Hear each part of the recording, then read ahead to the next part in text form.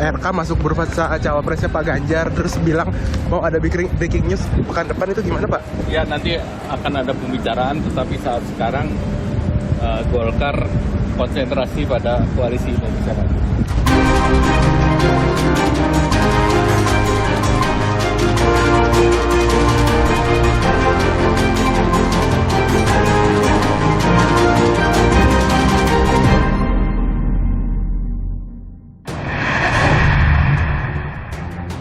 Pendaftaran pasangan Capres-Cawapres 2024 semakin dekat. Nama Ridwan Kamil pun santer disebut masuk bursa Bacawa Pres.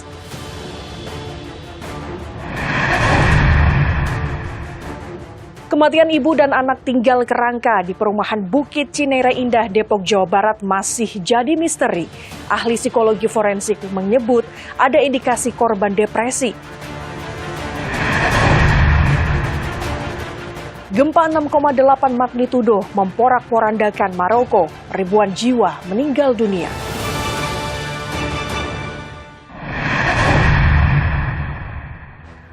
Halo saudara, bagaimana kabar Anda? Semoga Anda selalu sehat. Selama 30 menit ke depan, laporan khusus kembali hadir menghadirkan informasi penting dan menarik lainnya. Bersama saya, Gracia Adur, inilah laporan khusus selengkapnya. Saudara, pendaftaran pasangan Capres dan Cawapres 2024 semakin dekat. KPU tengah mendesain masa pendaftaran pasangan Capres dan Cawapres dipercepat menjadi 10 Oktober sampai 16 Oktober mendatang. Namun, baca pres Ganjar Pranowo dan Prabowo Subianto masih mencari pendampingnya. Nama Wakil Ketua Umum Golkar sekaligus ex-Gubernur Jawa Barat, Ridwan Kamil pun santer disebut masuk bursa Bacawa Pres. Sementara langkah politik Demokrat jadi teka-teki. Isu Demokrat mengarah berkoalisi dengan PDI Perjuangan pun mencuat.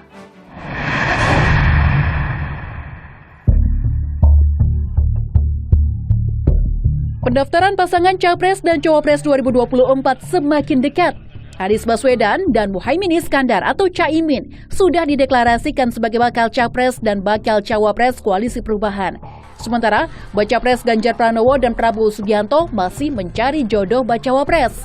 Padahal, KPU tengah mendesain masa pendaftaran pasangan Capres dan Cawapres dipercepat.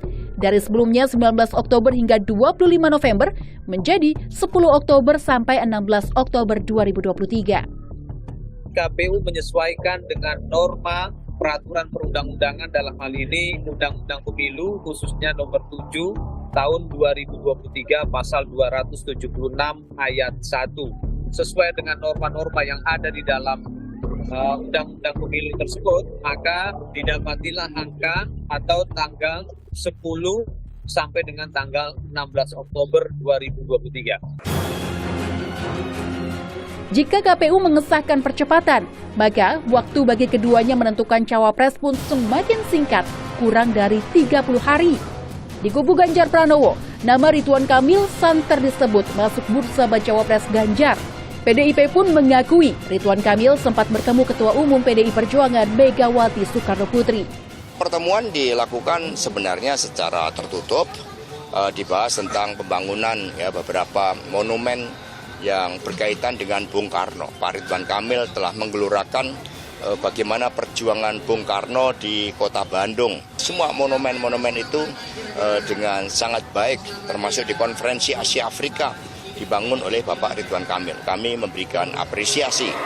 Masuknya nama Kang Emil sebagai bacawa pres Ganjar pun jadi pertanyaan. Pasalnya, Partai Golkar telah mendeklarasikan dukungan pada Prabowo Subianto. RK masuk bursa cawapresnya Pak Ganjar, terus bilang mau ada breaking news pekan depan, itu gimana Pak? Maksudnya Pak? Itu tidak berkaitan dengan breaking news. Untuk mengenai RK bagaimana nih Pak proyeksinya? Ya nanti akan ada pembicaraan, tetapi saat sekarang Golkar konsentrasi pada koalisi Indonesia Maju. Meski tak lama berselang, Ridwan Kamil mengonfirmasi yang ia maksud breaking news adalah me time, waktunya berlibur seusai purna tugas sebagai Gubernur Jawa Barat. Namun Ketua Dewan Pakar Partai Golkar Agung Laksono berpendapat, Golkar tak bisa menghalangi langkah politik kadernya. Tapi kami juga memang tidak mudah untuk melarang-larang orang untuk maju karirnya. Kalau kami individu kita nggak bisa apa-apa. tukar-tukar sama partai nggak bisa, karena partai sudah menetapkan kita mengusung Presiden Prabowo, Wapresnya nanti tunggu di internal koalisi. Tak hanya kubu Ganjar, saat bertemu Yeni Wahid 6 September lalu, Baca Pres Prabowo Subianto juga memberi sinyal kuat akan menggandeng anak muda sebagai pendampingnya. Bahwa Erik harus mewakili muda, anak muda, Gibran muda, dan banyak yang muda. semua. Kalian ada yang daftar? Oke, terima kasih. Ridwan Kamil, oke. Ridwan Kamil memang sedang jadi sorotan. Dalam survei terbaru Litbang Kompas, nama Ridwan Kamil memang memuncaki elektabilitas bakal calon wakil presiden di angka 8,4%. Bersaing ketat dengan Sandiaga Uno dan Erick Thohir dengan perolehan 8,2 dan 8%. Saya yakin radar PDIP yang mengarah ke Ridwan Kamil itu karena pertimbangan geografis ya, geopolitik khususnya. Di dalam daftar calon pemilih 2024, Jawa Barat itu menyumbang 17,9% secara nasional. Dan ini jumlah suara yang sangat signifikan.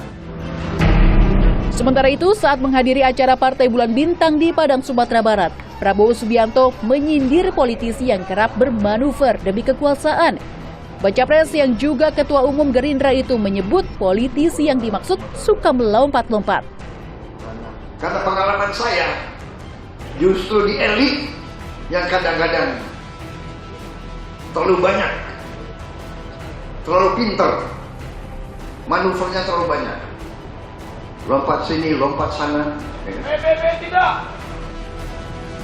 Meski tak menyebut nama, pengamat politik Ujang Komarudin menilai pernyataan Prabowo bisa saja ditujukan kepada Cak Imin atau Ridwan Kamil. Yaitu Cak Imin dengan Ridwan Kamil yang dianggap sudah berkoalisi dengan Gerindra, tahu-tahu menyeberang. Lalu juga di saat yang sama Ridwan Kamil sudah jadi kader Golkar, tahu-tahu main mata dengan PDIP kan ingin jadi cawapresnya Ganjar. Mungkin dalam konteks kekinian, dalam konteks saat ini bisa saja ya mungkin saja arahnya kepada dua tokoh tersebut. Usai deklarasi pasangan Anies Baswedan Muhaimin, Demokrat keluar dari koalisi perubahan. Namun Muhaimin berharap Demokrat bisa kembali lagi bersama Nasdem, PKS, dan PKB. Saya sama Mas Anies sangat berharap dan menunggu untuk bergabung dan bersama-sama menjadi bagian dari kekayaan Indonesia yang plural ini, Indonesia yang berbineka ini, dan koalisi kita ini akan semakin banyak, semakin bagus, banyak partai yang bergabung akan bagus, bahkan kita berharap juga Demokrat bisa bergabung kembali. Merespons harapan Cak Imin, juru bicara Partai Demokrat Herzaki Mahendra menjawab, Demokrat tak akan CLBK dan tak mau lagi di ghosting. Kata yang pas adalah kami tidak ada CLBK dan tidak mau di ghosting kembali. Nah intinya gitu. Pak Muhaimin kami menghormati, kan kami tidak pernah berkoalisi dengan beliau. Kini, langkah politik Demokrat jadi teka-teki. Isu Demokrat mengarah berkoalisi dengan PDI Perjuangan pun mencuat. Bahkan, Wakil Ketua Umum Demokrat, Benika Harman, sempat menyinggung hubungan Ketua Umum PDIP Megawati Soekarno Putri dan Ketua Majelis Tinggi Demokrat Susilo Bambang Yudhoyono baik-baik saja. Meski belum ada pernyataan resmi kapan pertemuan politik Megawati dan SBY terwujud, namun komunikasi antara putra-putri Presiden ke-5 dan ke-6 Republik Indonesia ini kerap terjadi. Mungkinkah Partai Demokrat akhirnya merapat ke PDIP di kontestasi pemilu 2024?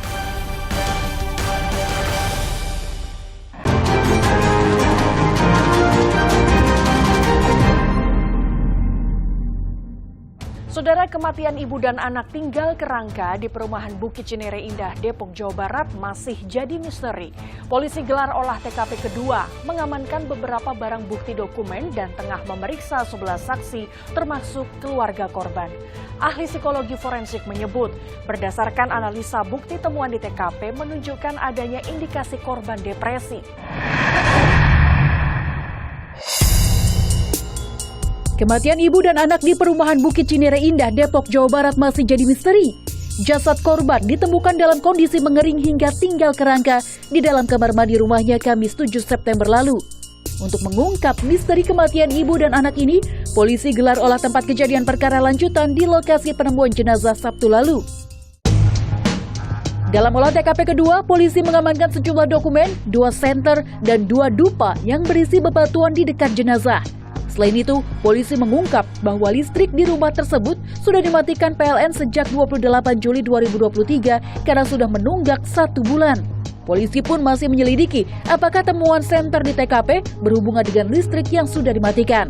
Polisi juga masih menyelidiki apakah ada jejak orang lain dan cairan racun di lokasi penemuan.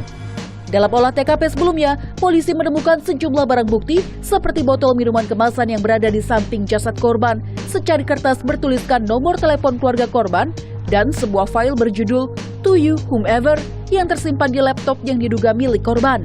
Dalam file tersebut tertulis, siapapun yang membaca tulisan ini, mungkin pada saat melihat tulisan ini, saya dan ibu saya sudah meninggal dunia. Pihak polisi pun mengungkap temuan file tersebut memiliki kesamaan dengan surat yang ditemukan di kamar korban. Kita padukan dengan surat yang kami temukan juga di kamar daripada Ibu Grace. Dari kedua surat yang ada di kamar maupun yang ada di file ini, ternyata ini ada kesamaan walaupun konteksnya berbeda. Isinya adalah curhat, keluhan-keluhan tentang yang terjadi di keluarga ini. Nah, ini nantinya akan didalami oleh psikologi forensik, ke belakang akan didalami, kemudian juga hubungan antar keluarga. Ahli psikologi forensik Reza Indragiri menganalisa bukti temuan pesan di TKP menunjukkan adanya indikasi korban depresi karena pesan tidak ditujukan spesifik untuk seseorang. Reza menilai pemilihan kata dalam tulisan tersebut menunjukkan kedua korban sudah terisolasi sangat jauh dari lingkungan sosial. Surat ini dengan kosakata whomever ini menunjukkan jarak sosial yang sudah sedemikian jauh antara para pelaku dengan orang-orang yang barangkali semestinya bisa dia percaya. Menjadi tempat curhat, menjadi tempat berkeluh kesah, mencari pertolongan dan seterusnya. Nah, kalau memang kata whomever itu kita anggap sebagai jarak sosial yang sedemikian jauh, maka muncul gambaran apakah mereka atau salah satu di antaranya mengalami depresi. Kalau iya depresi penyebabnya, maka sebetulnya tidak terlalu mengejutkan juga. Karena sekian banyak data menunjukkan depresi merupakan pintu gerbang tanda petik yang paling ideal bagi berlangsungnya bunuh diri. Di sisi lain, menurut kriminolog Universitas Indonesia Adrianus Meliala, kasus ini serupa dengan kasus satu keluarga tewas di Kalideres, Jakarta Barat yang disimpulkan meninggal akibat kesulitan ekonomi dan sosial. Adrianus menyebut ada faktor kesehatan yang membuat salah satunya tewas, diikuti kematian yang lain karena ada perasaan tidak mampu mengurus.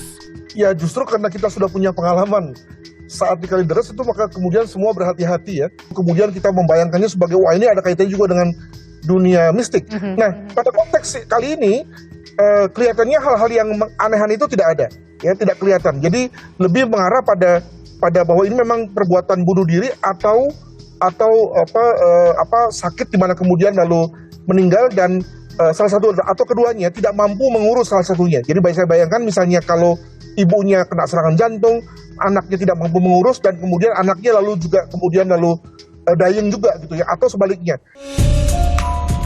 Temuan 2 jasad ibu dan anak di perumahan Bukit Cinere Indah berawal dari warga yang curiga karena kedua korban sudah lama tak terlihat di permukiman. Warga pun mendatangi rumah korban dan masuk melalui pintu garasi lalu mencium aroma tidak sedap yang berasal dari kamar mandi belakang. Warga langsung melapor ke Polsek Cinere dan mendapati korban tewas dalam kondisi mengering hingga jadi kerangka. Menurut warga, sang ibu berinisial GAH, 68 tahun, dan anak laki-lakinya DAW, 39 tahun, dikenal tertutup dan jarang berinteraksi dengan warga sekitar. Sedangkan suami korban telah meninggal dunia sejak 2011 lalu. Sementara, petugas keamanan menyebut korban tidak terlihat sejak pertengahan Juli lalu. Sudah lama nggak pernah kelihatan aja, nggak pernah keluar. Karena biasanya setiap hari Kamis keluar. Kini, polisi tengah memeriksa 11 saksi termasuk pihak keluarga. Sementara kedokteran forensik masih menganalisis hasil otopsi jasad kedua korban untuk mengetahui penyebab kematian.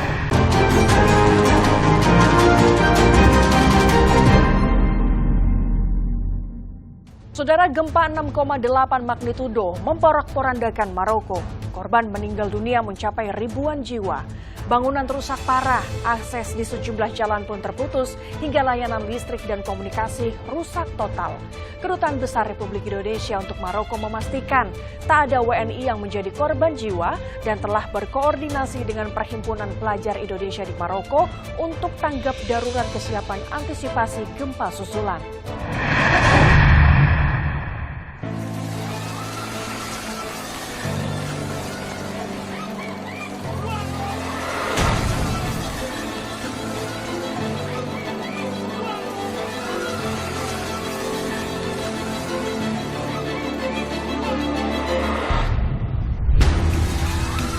Jelang tengah malam waktu setempat, gempa hebat memporak-porandakan Maroko. Warga syok, tak menyangka gempa bermagnitudo 6,8 akan datang mengguncang. Gempa ini merupakan yang paling kuat melanda Maroko sejak 120 tahun terakhir. Provinsi Haus di wilayah pegunungan mengalami kerusakan terparah. Akses terputus, layanan listrik dan telepon rusak total. وزعما ما باش نهرب وطاح عليا كان وليت نعست هكا تا جا ولاد الجيران مساكن كيسمعوني كنغوت ودخلوا وجا هاد السيد تا هو الله يخليهم صحيحتهم وجاو الدراري كيجبدوا داك الشيء كلشي تحيد وكلشي داك التراب اللي عليا خرجوني وجابوني على هاد الناس. Hingga Selasa siang waktu Indonesia, dikutip dari laman Kompas.com, Kementerian Dalam Negeri Maroko mencatat 2.862 korban tewas, 2.562 orang alami luka-luka, dan ribuan bangunan rusak. Sementara itu, Kedutaan Besar Republik Indonesia di Rabat memastikan tak ada warga negara Indonesia yang menjadi korban gempa, termasuk peserta Konferensi Global Geoparks 2023 di Marrakesh. Duta Besar Indonesia untuk Maroko, Hasrul Azwar, menambahkan pihaknya telah berkoordinasi dengan Perhimpunan Pelajar Indonesia di Maroko untuk tanggap darurat dan kesiapan mengantisipasi gempa susulan. Seluruhnya alhamdulillah selamat dari tragedi musibah gempa Maroko. PPI Maroko itu memiliki koordinator di setiap wilayah di mana WNI tinggal. Dan mereka paling cepat bergerak dan kemudian melaporkan sesuatu kepada kami apabila ada WNI yang mendapat kesulitan. Pengalaman kami memanajemen, mengelola WNI Maroko yang terkena dampak COVID itu sangat berharga dalam koordinasi dan kecepatan pemberitaan. Jadi Mbak, kami sudah pengalaman dalam menghadapi tanggap darurat dan arus informasi itu yang lebih penting. Lembaga Survei Geologi Amerika Serikat mengungkap ada dua faktor yang membuat gempa Maroko menelan begitu banyak korban. Pertama, intensitas gempa yang jarang. Kawasan Afrika Utara tempat Maroko berada memiliki tingkat kegempaan yang relatif rendah sehingga membuat Maroko juga tidak siap menghadapi bencana serupa. Kedua, konstruksi bangunan. Sebagian besar bangunan di Maroko, terutama di daerah pedesaan dan kota-kota tua, tidak dibangun untuk tahan terhadap guncangan gempa. Lantas, apa pelajaran yang bisa diambil Indonesia dari kejadian gempa hebat Maroko? Kepala Pusat Gempa Bumi dan Tsunami BMKG Daryono menyatakan, Indonesia dapat memetik beberapa pelajaran dari gempa Maroko, seperti memperhatikan standar bangunan dan mewaspadai jalur sesar yang lama tidak aktif. Jadi ada beberapa catatan terkait dengan gempa Maroko ini, yaitu perlunya kita mewaspadai gempa kerak dangkal akibat sesar aktif ya. Nah, kita juga perlu mewaspadai sumber gempa dekat-dekat kota besar atau kawasan padat penduduk. Kemudian juga perlunya mewaspadai bangunan tua di jalur sesar aktif ya. Ini kalau bangunan tua perlu diperkuat dengan retrofitting. Selain ketahanan bangunan, respons terhadap gempa juga menjadi faktor penting penentu keselamatan. Karena itu, masyarakat diimbau untuk tidak panik dan lari, melainkan berlindung di bawah kursi atau meja kokoh. Jadi kalau gempa sedang mengguncang kuat dengan dahsyat ya. Kita itu kan sulit berjalan, apalagi berlari ya, sehingga kita merangkak. Nah, pada kondisi itu kita sebaiknya jangan memaksakan untuk melari keluar rumah. Karena sangat sulit, sangat berbahaya, karena rumah tiba-tiba bisa roboh. Yang paling tepat yang dianjurkan adalah bagaimana agar kita segera berlindung di ruangan tersebut, mencari tempat yang bisa melindungi kita, apakah itu sebuah meja, sebuah kursi.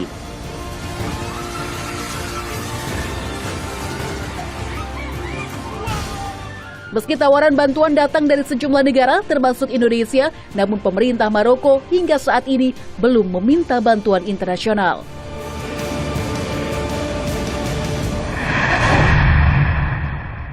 Saudara, informasi tadi sekaligus menutup perjumpaan kita. Tetap pantau terus informasi pemilu 2024 hanya di Kompas TV Independen Terpercaya. Kami akhiri laporan khusus hari ini. Saya Gracia Ador, pamit undur diri.